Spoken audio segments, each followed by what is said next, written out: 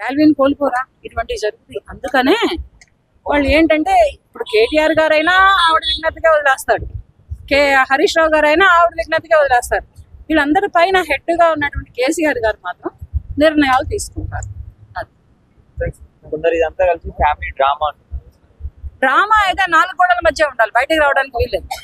అది డ్రామా అయితే family drama అయినా ఇది దీని గురించి ఫ్యామిలీ డ్రామాగా రావద్దు. అది ఎందుకు వస్తుంది? డ్రామా అయితే ఇప్పుడు ఎవరు పరువు పోయింది?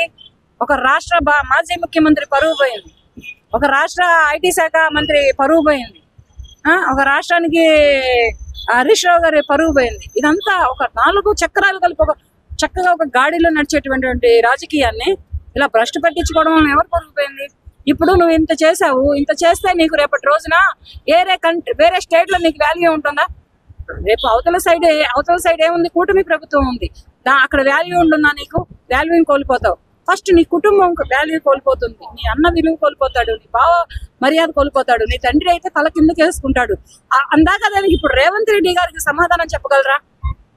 కాంగ్రెస్ ప్రభుత్వంలో ప్రజెంట్లీ రాష్ట్రాన్ని, తెలంగాణ రాష్ట్రాన్ని నడుపుతున్నటువంటి ముఖ్యమంత్రి అయినటువంటి రేవంత్ రెడ్డి గారికి సమాధానం చెప్పగలరా?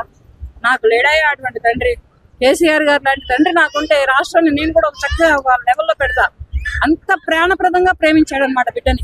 ఎవరో కన్న బిడ్డని ఆ తల్లి వాతలు పెట్టి నాన్న నరకం పెడితే అది ఆయన దాకా వెళితే, ఇలాగే సోషల్ మీడియాలో ఫేమ్ అయ్యి ఆయన దాకా వెళితే ఆయన వెళ్ళి ఆ బిడ్డని దత్తత తీసుకొని, బిడ్డ నేనున్నా, నీకు నువ్వెంతవరకు చదువుకుంటావో చదువుకో, నీకు పెళ్లి నేను చేస్తా, తండ్రి లెక్క నేనున్నా బిడ్డ అని చెప్పి ఇంటికి తీసుకెళ్లి ఇంట్లో కూర్చోబెట్టుకుని వాళ్ళతో పాటు అన్నం పెట్టి ఆ అమ్మాయికి మంచి విద్యనిద్దామని చూశాడు. విద్యావంతురాలు అయిందో లేదో తెలియదు, పెళ్లి చేసుకుంటాననింది, పెళ్లి చేశాడు. తండ్రి హోదాలో ఉండి, ఒక తండ్రి స్థానంలో ఉండి ఆ అమ్మాయికి పెళ్లి చేసి, సొంత కూతురు కవిత కాదు, ఒక అమ్మాయికి జరిగిన అన్యాయం అది, వేరే అమ్మాయికి జరిగిన అన్యాయం.